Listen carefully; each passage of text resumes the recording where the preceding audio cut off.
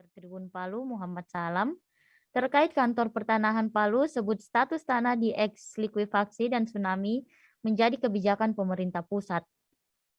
Pasca trio bencana 2018 silam, kantor pertanahan Kota Palu menyebutkan untuk sertifikat tanah di eks likuifaksi dan tsunami menjadi kebijakan pemerintah pusat. Kanta Palu bersama Wali Kota Palu sudah menemui Kementerian ATR BPN guna menyatakan persoalan tersebut. Untuk lebih jelasnya akan dibawakan oleh reporter tribunpalu.com Muhammad Salam. Rekan Saleha.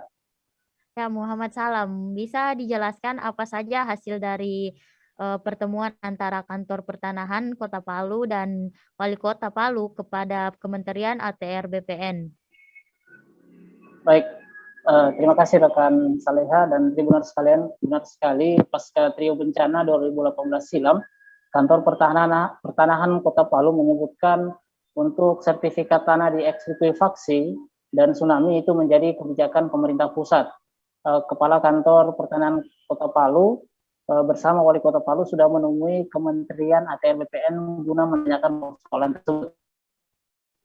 Untuk sertifikat di eks likuifaksi, kemarin Kota Palu bersama Kanta Kota Palu menghadap Menteri ATR BPN dan menyebutkan hal itu menjadi kebijakan pemerintah pusat, rekan Saleha.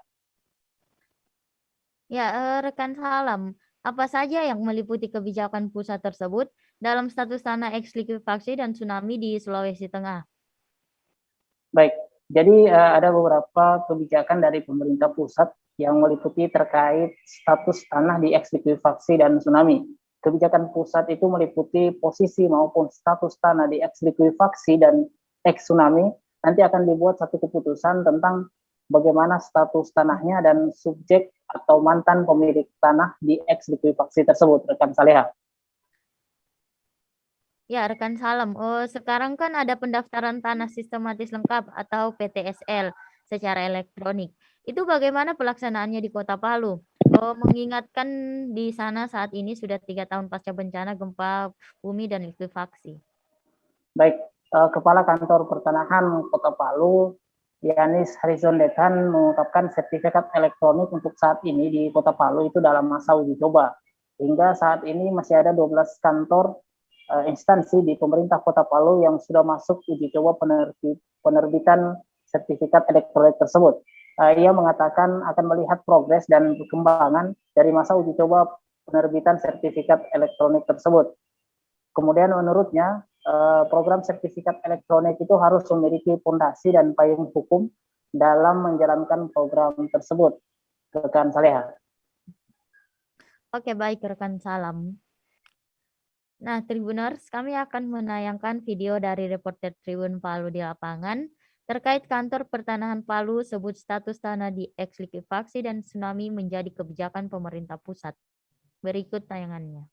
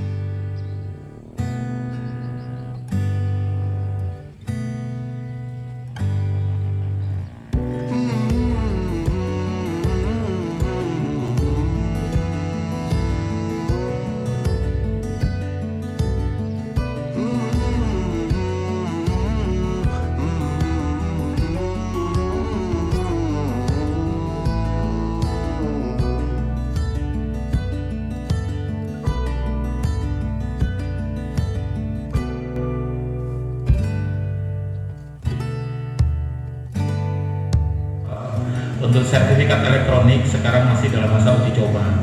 Jadi uji cobanya itu ada 12 kantor kemarin, dan itu khusus untuk tanah instansi dulu. Ya, jadi nanti setelah berhasil baru meningkat lagi ke 100 kantor, dan itu seterusnya. Jadi itu program dari ATR BPN tidak langsung, Pak, karena kita butuh satu fondasi. Sertifikasi elektronik itu butuh fondasi sistem arsip elektronik yang baik dulu.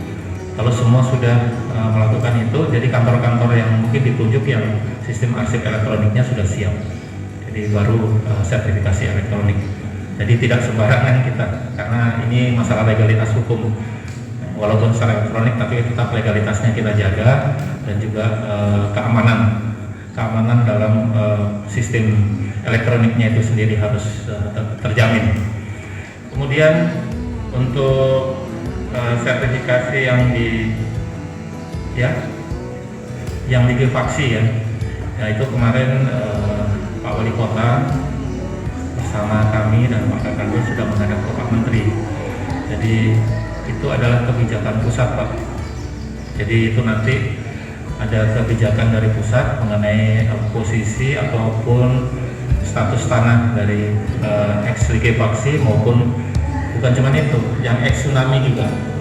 Jadi semua nanti akan dibuat satu keputusan bagaimana status tanahnya dan bagaimana dengan subjek pemilik mantan ataupun yang terkena bencana di lokasi itu. Dan itu semua harus ada satu payung hukum yang jelas. Kami sebagai pelaksana, sebagai ujung tombak untuk pelaksana penerbitan sertifikat memang itu harus memiliki payung hukum yang jelas ya. Jadi kami hanya menunggu itu sehingga bisa kami laksanakan secara operasional di lapangan. Kemudian untuk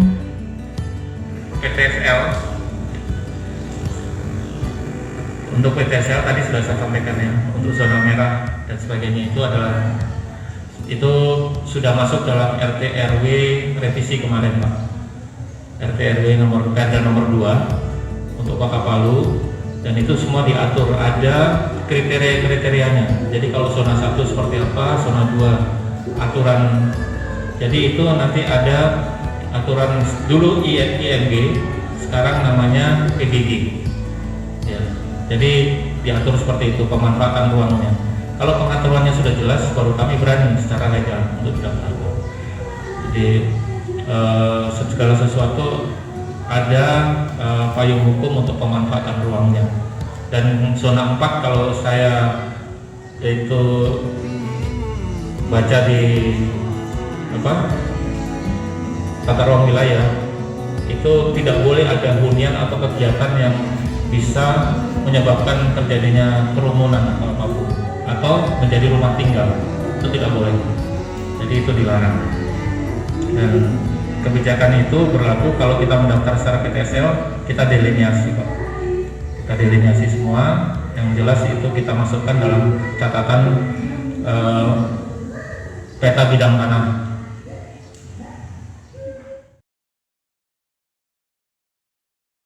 Nah, Tribuners, itu tadi penayangan video dari reporter Tribun Palu di lapangan. Ya, terima kasih atas laporannya rekan Salam. Selamat bertugas kembali dan selalu jaga kesehatan serta selalu menerapkan protokol kesehatan dimanapun berada. Terima kasih kembali rekan Saleha. Terima kasih sudah nonton. Jangan lupa like, subscribe, dan share ya.